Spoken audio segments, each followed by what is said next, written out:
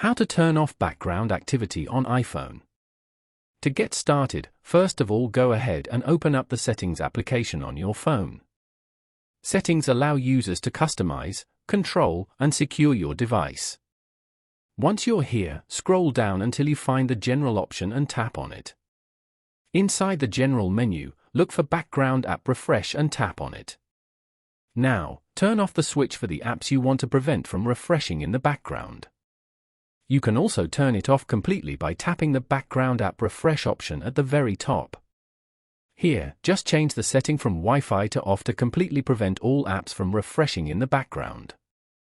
Choosing off is the most effective way to maximize battery savings from this feature.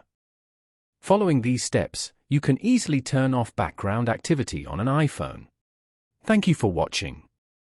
Please leave a like if this tutorial helped you, or leave a comment below if you have any questions related to the video.